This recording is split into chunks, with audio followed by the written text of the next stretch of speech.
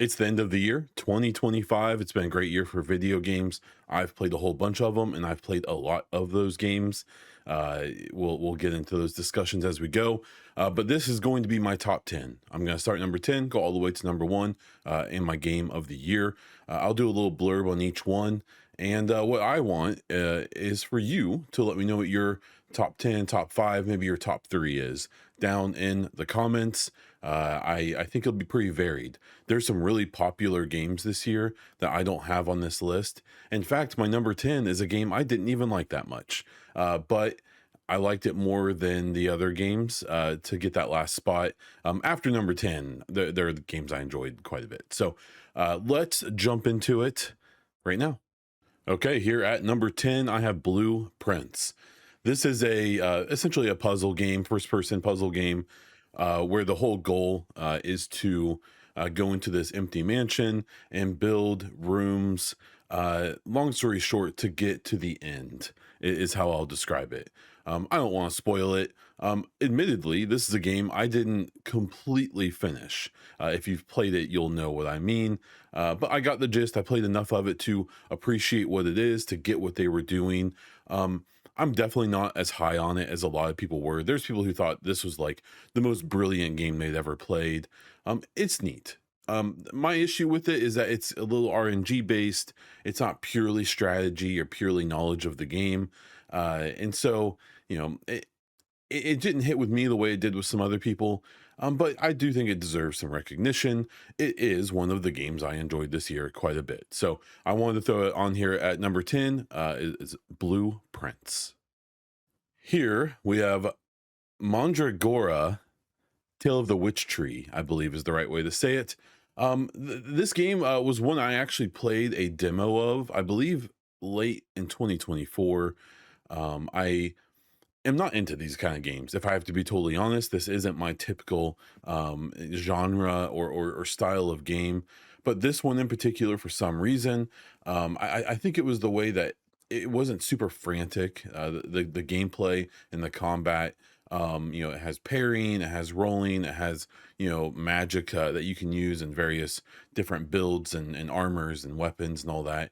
But it was just slow enough that I felt like I could get into it. I actually thought the story was pretty interesting. And it came out in full in 2025, and I played a ton of it. Now, there was a bit of a hiccup early. They released it, and they released a patch not long after it came out that wiped everyone's save. It made it so your save wouldn't load, and so I had like a 15 or 20 hour save that they wiped. And luckily, because I knew the game, I was able to recover and get back to where I was way faster than it took me initially. But it did kind of take the wind out of my sails a little bit, but still. I love the style of this game, the gameplay, the combat, just the way that they do tell the story that is kind of bubbling in the background.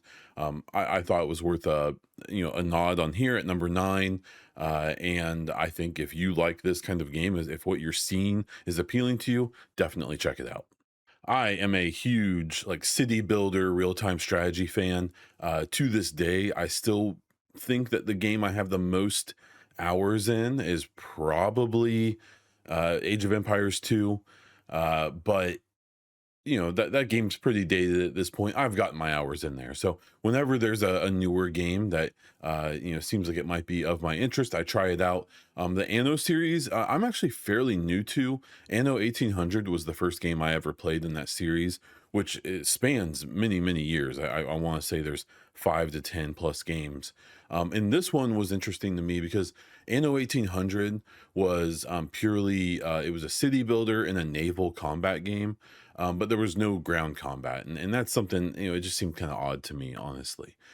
So this is, it being Anno 117, they introduced ground combat, which they had had in previous games, and it's really cool. It's a great game. My issue with it is that so much of it does feel very copy pasted from 1800, albeit with some quality of life improvements and things like that. It's not the exact same game. They obviously changed a lot of things, made a lot of things better, made it more enjoyable and more relaxing to play. 1800, I found that there were the balance of the actual gameplay could be tough because you start off with citizens and you have to, make sure you provide things they need, like houses. And so you have to have a lumber mill. And then those people want to have a marketplace and clothes and food. So you build things to do all that. And in order to get more people, you have to make them happy. But to make them happy, you have to assign people to the things that they enjoy. And then you level up the people, and it gets fairly complicated. And then this one introduced all kinds of new elements, like the more military aspect, building defensive walls and towers and all that stuff.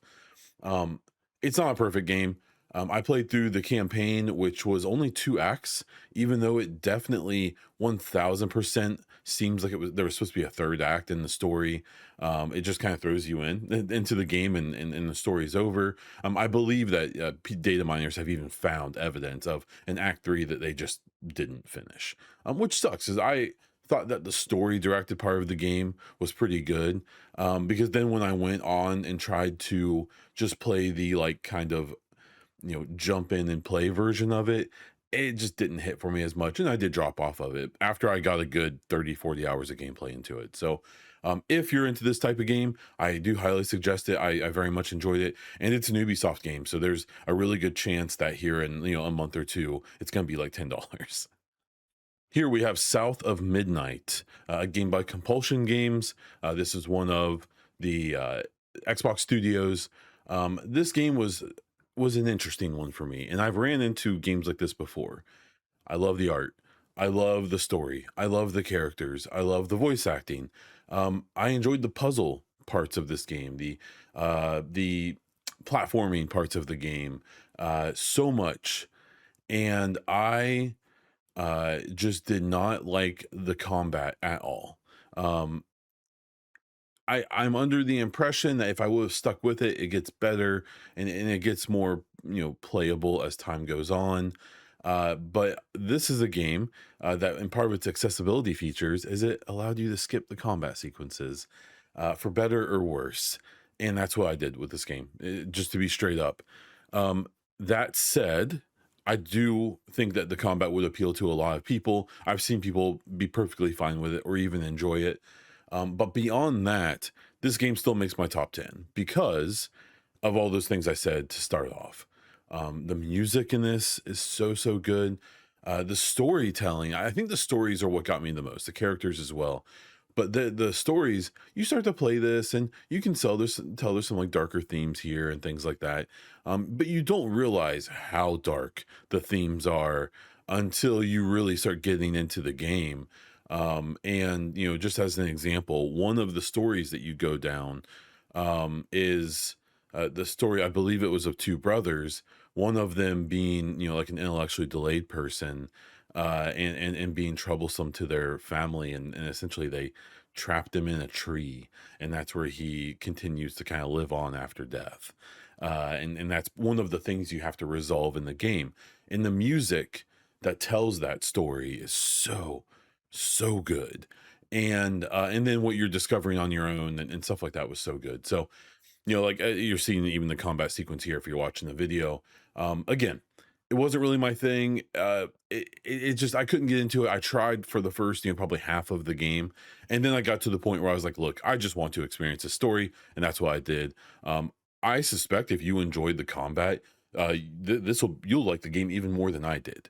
But I still enjoyed it so much, of the parts of it I liked, that I put it on this list and I wanted to talk about it. And if you have Game Pass, I don't think it's even a full price game. If you want to drop 30 or 40 bucks on a game, for all I know, there's even a sale right now. This is one that I think is worthy of it, or at least consume the soundtrack or something. It was very, very good and very moving and touching. And the main character's own story, I think, was really good as well, discovering things about themselves and their family that they didn't know. Yeah. So South of Midnight, check it out. It's very good. Okay, so here at number 6, we have Avowed, from Obsidian, another Xbox publisher. This game really surprised me. It has plenty of things that you can complain about or wish were more modern or whatever. But the things that are good about this game are extremely good. This is a high fantasy first person RPG. It's kind of unique aspect, at least to me, was that the character you're playing was called a godlike, or at least that's what you eventually find out. Spoilers, I guess, but I don't think really you see what you look like here. Um, but what was cool about it that I didn't expect was the combat is wonderful. The melee combat, which I typically don't like in first person games in general, was so meaty and so responsive and just felt really good to do. I played mostly an archer based character, and that was awesome too. You can also do magic based stuff, which is typically not my way to go, but that seems to be pretty popular as well. Um, the environment is an extremely pretty game, very varied environments. This was a game where one of the big things about it is that a lot of the side content, the side missions and stuff like that, are one of the more impressive ones I've ever played, because a lot of the side content feels like the main quest, which is awesome, obviously. Um, the only downside I would throw out to it is the companions. Yeah, I feel like that was fairly limited. They have their own stories. You can resolve some of their own conflicts and things like that. I didn't find that to be super compelling. The actual story itself, I think, is pretty cool, and actually the culmination of the story is extremely cool. But it wasn't like the most interesting thing I've ever experienced before. Um, and the choices and stuff, like, you can make choices and the choices you make do impact the game. But I felt like it felt pretty loose, right? And the kind of character you are, the choices you make, the attributes you have, they seem to kind of tacitly matter, but they didn't really really seem to matter that much. Regardless, this was one of three games that Obsidian released in 2025, and one of their other ones is way higher on the list. This was a masterclass year by them, and I think that should be recognized as well. It's hard to put games out now. It's hard to put out even one game a generation now, it seems, for a lot of first party studios, and Obsidian managed to do three in 1 year that are all successful in their own ways. And Avowed is one of them. So if you prefer the high fantasy kind of gaming, this is definitely probably the one for you. I'll talk about their other option a bit later in the video. Arc Raiders is my number 5 game for 2025.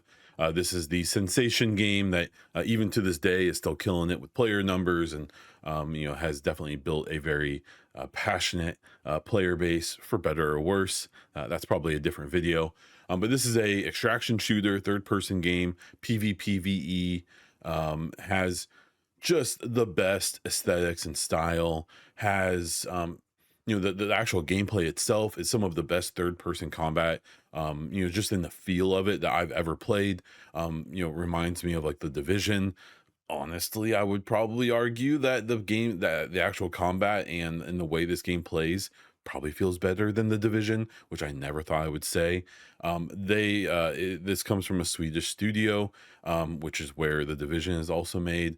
And so maybe that there just must be something in the water up there, that they know how to make fun, good feeling third person shooter games. Um, my only downside with this game really was that I tested this game for years. I think literally 2 to 3 years back, I want to say there were pre-alpha builds at one point. All I know is the first time I played this game, literally there was like half the textures were missing. They gave you no instructions on what you're supposed to do, how you extracted. Like there was nothing. There was no tutorial. There's like no UI hardly. They just wanted people to get in the game and play it, I guess. Obviously, that progressed a lot over the years, up to this year when they did some tests and then finally released it. The funny thing is for me, it kind of got to the point where once it got released, I had felt like I kind of experienced the game. I also think that once the masses started playing it, there was that like week or two of people being cool and being cooperative and nice, and every now and then someone would betray you, but it wasn't that common. Now it's just a PvP fest, and that's not what I enjoy this game for. The PvP is fine and can be exciting, but it's not a deathmatch game. But that's what it's turning into, especially as people finish most of the main quest and kind of progress, on quests and things that they don't have anything else to do, so they're just going in and killing people at this point. I think that's a bummer. It's why I've put out that I really think this game needs a PvE co-op mode, because it reminds me of the Division in a lot of ways, where because of some of the like the tick rate of the servers and just the way the game it seems like the game engine handles PvP, it's not very competitive. Third person games in general are tough to be competitive in because of shoulder peeking, corner peeking, things like that. Um, and so like I got my fill of that, and now I would just kind of like to play the game, and there's a big part of their population that is against that. So I don't think it's going to happen, even though it would technically be bringing the game back to its origin. It was originally meant to be a PvE co-op game.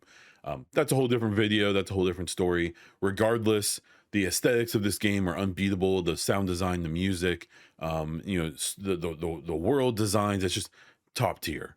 Obviously there's the specter of AI over this one, where they use AI voices and voice lines for a lot of the NPCs and the vendors and stuff like that. I originally was like, oh, that's not that big of a deal, like whatever. Like, we do know that the voices, the AI voices were trained off of voice actors who agreed to that being what they were going to do. So it's ethical, I guess. If you see it that way, not everyone does. I will say, in hindsight, though, this game has sold millions and millions of copies at this point. I think they could really help themselves in the long run by being like, "Hey, we've heard you guys. We know no one likes the AI voice lines and all that. We've made a literal like shipping, like cargo shipping boat full of money. We're gonna go back. We're gonna get proper voice lines done." And I think the reason they did it initially is, one, it was probably cheaper, and two, this is a live service game, and so they're going to be adding things throughout the years, right? Assuming they keep it going, which I'm sure they will. So by doing the AI voice, it means that they don't, every time they have a big update or every time they add something, they don't need to bring those voice actors back in to re-record. Instead, they'll just use this AI, right? Which is what they paid the people to do. In theory, that's an ethical way to do it. I think with the money they've made off of this, and just the clout that they've kind of gained off of this, I think they could probably just afford to bring in voice actors, and I think that would be something that would honestly, maybe, along with a PvE mode, bring me back to the game.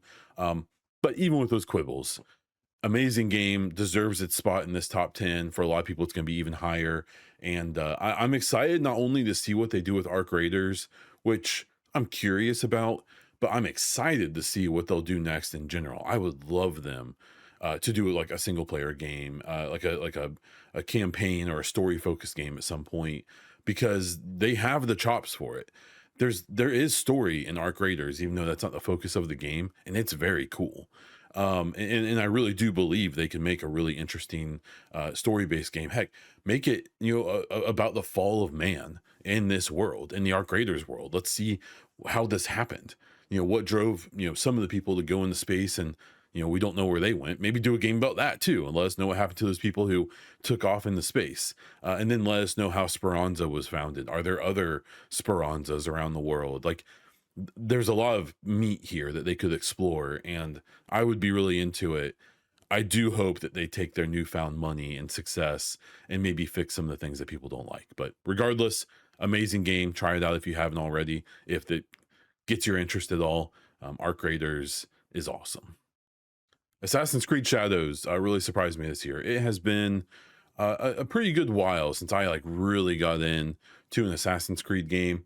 Probably the last one I really enjoyed was Origins, and even that was starting to go down this path of this like almost kind of live service, kind of very much like action focused game with health bars and armor and crafting and all this stuff, where I definitely prefer the old school Assassin's Creed games that were much more focused on like the exploration, the traversal. Combat was relatively simple, and like the whole goal was trying to like get these like one hit assassinations on these important people, and trying to do all that and sneaking around and stuff, where I like Odyssey is a really cool game. I just wish it wasn't an Assassin's Creed game. I actually really disliked Mirage. I don't know if it was the way it looked, or it just never really felt right to me. I just never really got into it. I actively, really, really, really didn't like the Viking one. I actively thought that was a bad game. I tried to get into it. Like I finished Odyssey. I didn't finish Mirage, and I didn't finish the Viking based one. But and so when this one came around, that I don't like games that make you switch protagonists, and in this one, you did have to bounce back and forth between the two main characters. Um, I'm not really super into like feudal Japan and all that stuff. It's not really something I'm super interested in. But this game, I started playing it, and it just brought me in from the start. The combat is incredible. I do enjoy the difference in the way that the two characters play. He if you're watching the trailer behind me here, the male character is so fun to play if you just want to go in and just wreck house, where the female character is a more traditional Assassin's Creed experience. I actually preferred her for the most part, but he was fun to play as at times. um but I think the story of this game was really good. The environments and the graphics were insane, like so good.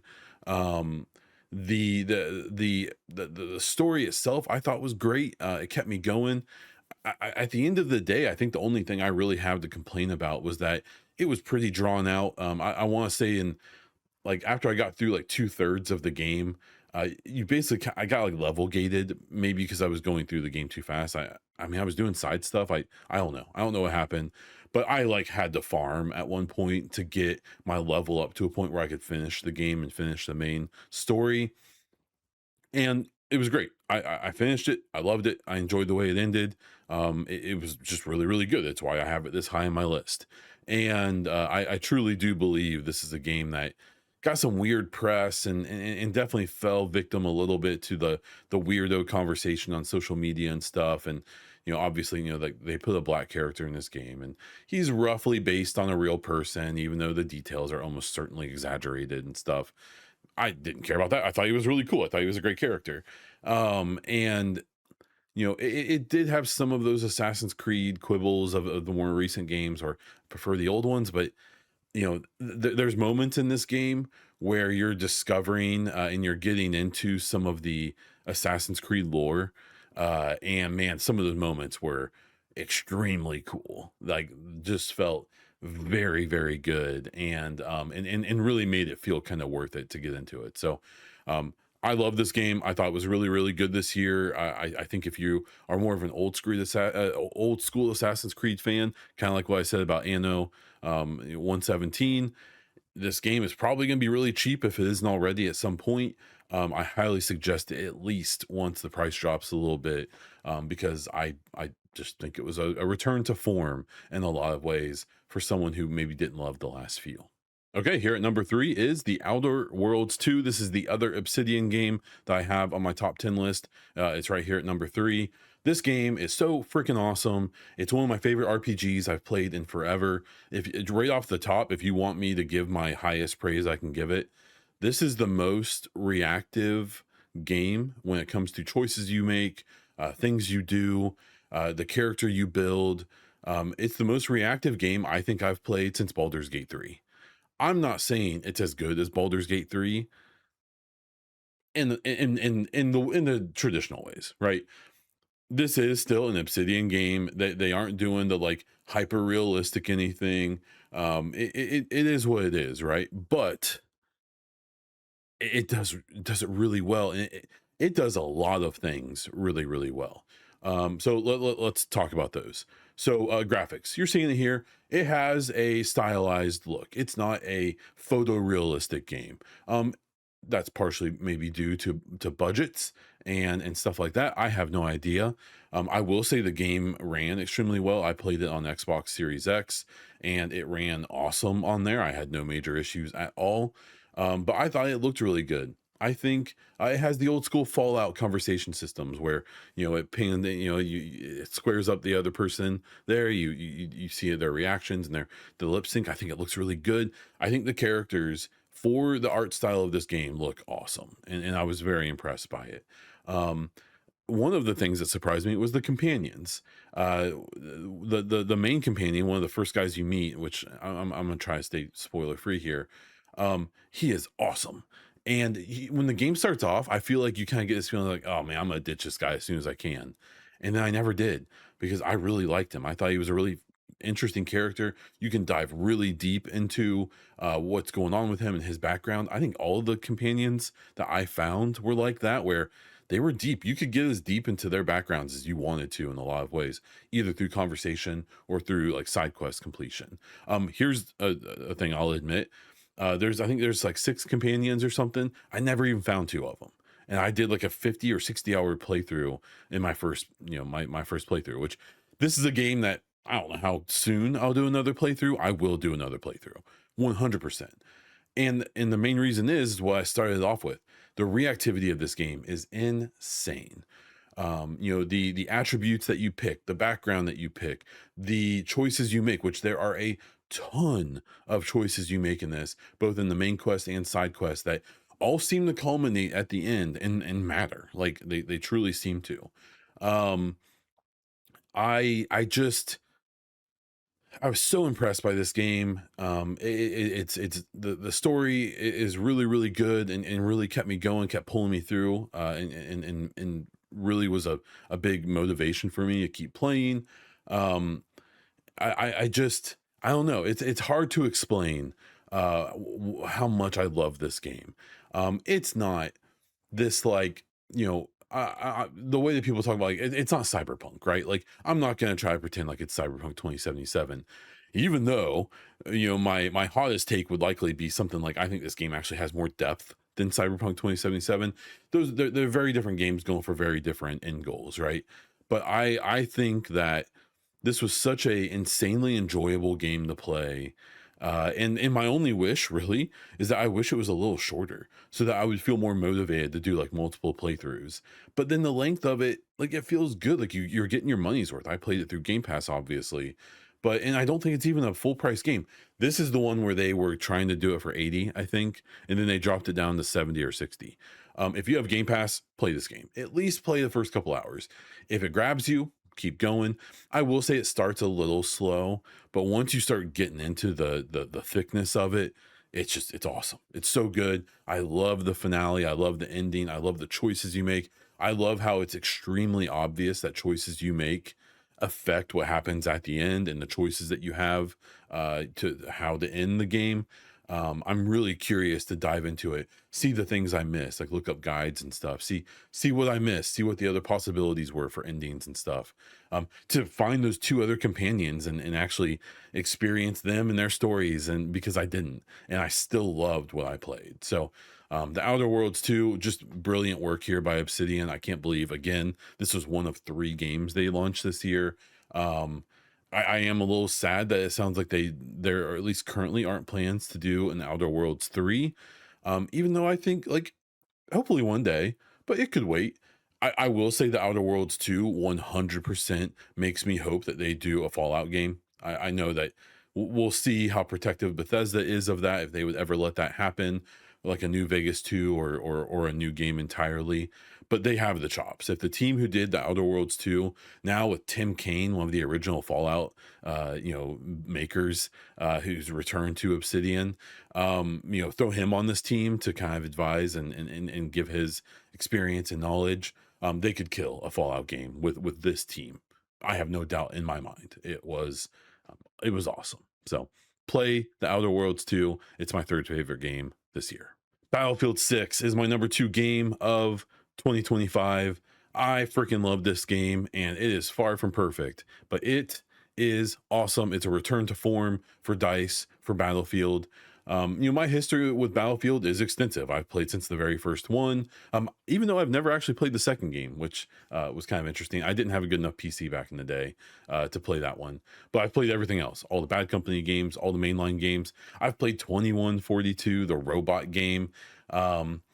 But in recent years, I've been a little wishy-washy on it because I didn't like Battlefield 1. I don't really care about the World War One everything. I think the weapons, I just didn't. They To make that game interesting, I felt like they had to go so beyond the pale that I don't know. And it's some of people's favorite game. Like some people love that game. All the power to them.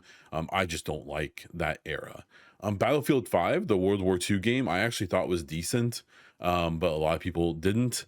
And they didn't go very far in development. The whole idea was, that when they released that game, it was like early war vehicles and weapons and stuff like that. And as time went on, they were going to release other theaters and newer vehicles and weapons and all that. And they just kind of stopped. They didn't even develop Battlefield 5 that deeply.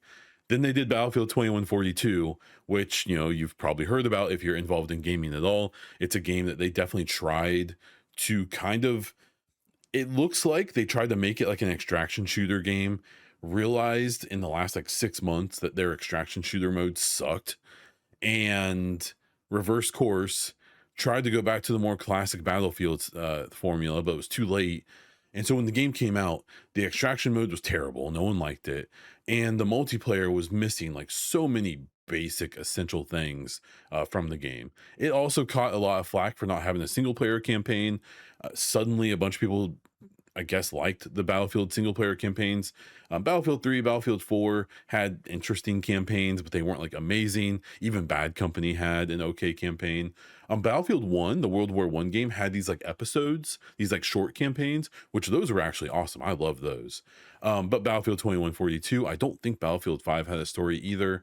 Um, and then and then this game comes out, and they do a story mode. They bring back a bunch of this feels like an old school Battlefield game in all the best ways. Battlefield 3, Battlefield 4 has some of those elements of 2142 still that were good, I think, which is a good thing. I liked 2042.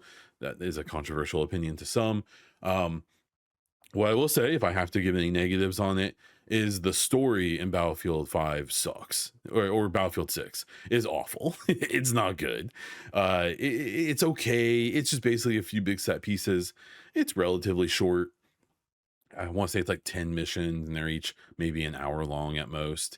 Um, it's not very good though, and it is one of those situations where, if you had to ask me, I would say it was a waste of resources. They should have just spent that time on the battle royale, which they call RedSec, which is excellent. I think it's really, really good. I really enjoy it more than Warzone, or at this point even Apex Legends and stuff. I've had my time with those games. I enjoy more of what RedSec brings to the table. And then just the multiplayer is insane. I have, I want to say, close to 200 hours in this game already. It's like 98% multiplayer, a decent amount of RedSec as well. It's just awesome. It's so good. They've already released new maps, new weapons, new vehicles. There's more of those coming in the new year. They've been doing a good job of trying to fix balancing and some quality of life issues, and things like auto aim, and just kind of the way the game plays, which was a little weird when the game first came out. They've made big strides and kind of fixing that up pretty quickly. It's excellent. So if you're a Battlefield fan, you gotta get this game. There's no reason not to get it. I guess maybe for some of the achievements and stuff, do the single player mode and then delete it. It gives you an option to delete the single player campaign so that you can save space on your machine. Uh, Play the multiplayer until you can't hear anymore, because it looks amazing, it feels amazing to play, it sounds amazing. And if you like battle royales, I think RedSec is a lot of fun. I use it as like a warm-up. I'll play like a round or two and then dive into the multiplayer. That's what I do. So Battlefield 6, my second favorite game of the year. I think everyone should play it, and it's very worthy of that time and money, at least in my opinion. And finally, I think the least surprising thing ever, my game of the year, my number one game of 2025, is Clair Obscur Expedition 33. Um, this is not my type of game in basically any way, shape, or form. This reminds me very much of the Baldur's Gate 3 year, where that was not my type of game in any way, shape, or form. I don't like high fantasy. I don't like turn-based action. I don't like there's like CRPGs. It's nothing. I don't care about Dungeons and Dragons. Like nothing about Baldur's Gate 3 was for me, and it's one of my favorite games of all time. I think it's one of the greatest games ever made. Expedition 33 very much falls into that as well. This is made by Sandfall Interactive. It's a game that it like shouldn't I shouldn't care about it. Uh and I do. And for so many reasons. And let's be straight up, same with Baldur's Gate 3. I've tried to play other games like this, like Baldur's Gate 3 since playing them, and I don't like them at all. I can't get into them even a little bit. I like these games. I like Baldur's Gate 3. I like Expedition 33. And it's just like, like here you're seeing, if you've seen the footage or you're watching the trailer behind me here, like it is a turn-based game, but it's interactive. There's timing elements, and you have to be active and present in it. And the style of it is so good. The aesthetics of this game are so good. The music, don't get me started on the music. The music is insane. It's literally the best soundtrack of a game I've ever heard. And I love soundtracks, and I love the soundtracks of tons of games. And I don't think that anything's ever beat this. And then when you find out that the music director, they found him on SoundCloud. He just like used to tinker with music. He wasn't like a professional. He wasn't some like big time, artist or anything like that. He was just a guy on SoundCloud that his team found, and then he put together arguably one of the best soundtracks of a game ever. Like, and I'm not exaggerating. I mean that to my heart. Um, I just I don't know what to say that hasn't already been said. This game's been talked about a lot, probably to the point where people wish it wouldn't be talked about anymore. It swept the awards at the Game Awards. It's going to sweep a ton of other awards too. There's a few outlets who are very performatively picking other games as Game of the Year. That's fine. Whatever. Get your clicks. That's good for you. I don't think that there's any true argument that this isn't it. Obviously, individuals can disagree and maybe not like this game or not feel like it was Game of the Year for them. But I just find it hard to believe that any group of people wouldn't come to the conclusion that this is it. I talked about the gameplay and the graphics and the sound. The story is just insane. There's 3 acts in the game, and it's like 3 different games.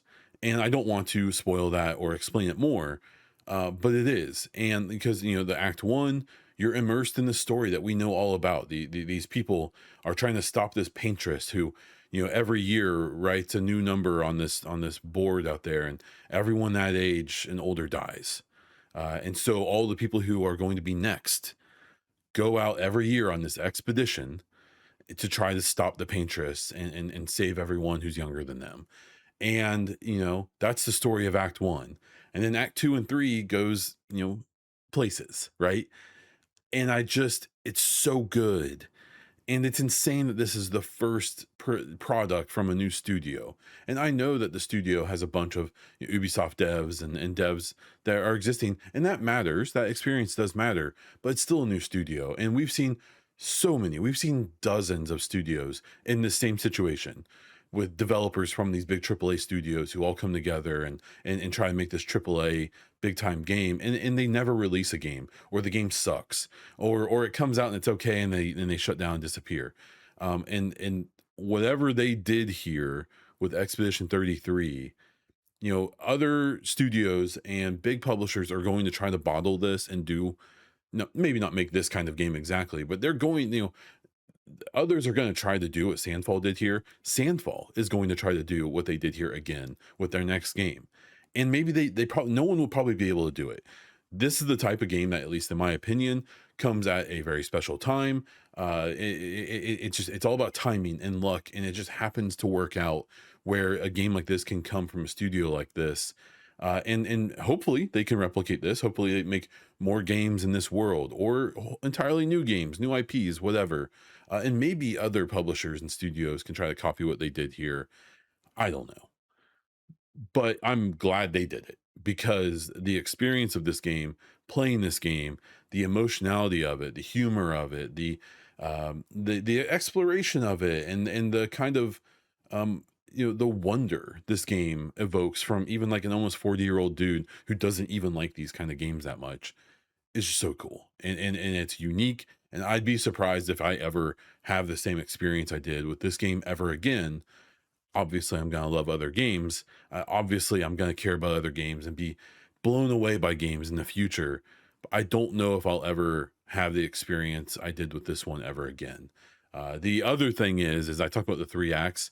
if you finish the game and then start a new playthrough and play through this game again, I highly suggest that, or at least some of it, because the hints that are dropped about what's going to happen later are like heartbreaking and like make you like your eyes get like this big and you're just like, oh man, they were dropping so many hints. And that's a cool experience. And in my opinion, it seems worth it. So Stameful Interactive, Clair Obscura Expedition 33, awesome first go at it. It's deserving all of these game of the years it's getting, all of these sound design and game design and RPG and all that, all these awards. It deserves every single one of them. And I'm glad this game exists. I'm glad Sandfall Interactive made it. And this will be a game that I will literally remember for the rest of my life. And that is why it's my number one game for 2025 and my game of the year. So there it is. Essentially a podcast length video, but I wanted to talk about all these games. I wanted to kind of give my thoughts on it. It was a great year for games, just like last year was, and next year is already lining up to be as well. Not to mention Grand Theft Auto 6, but Xbox is going to have a huge lineup of Fable, Halo, Gears, Forza, and likely other games as well. PlayStation looks like they could have like Wolverine and maybe some other games coming out. Nintendo is doing what Nintendo does. It's not really on my radar. And there's probably a bunch of PC games that are going to be coming out too that aren't attached, or third-party games that are to be excited about as well. I will be covering those. I'll be playing them. We'll be talking about them. Let me know what your favorite games were down in the comments for 2025. Hit the like button so more people see the video. Subscribe to the channel if you want more coverage of video games in general. I tend to focus on Xbox and Mass Effect because that's what I do, but I kind of talk about everything. So be sure to be around. Check out my podcast, the Bonfire Gaming Podcast, and the Mass Effect Hypecast. You can see links for that down in the description of the video. And if you want to do a little extra support for me, consider becoming a YouTube member to get videos like this one just a bit early, or check out the links down below for merch and other things. That's all I have for this one. So until next time.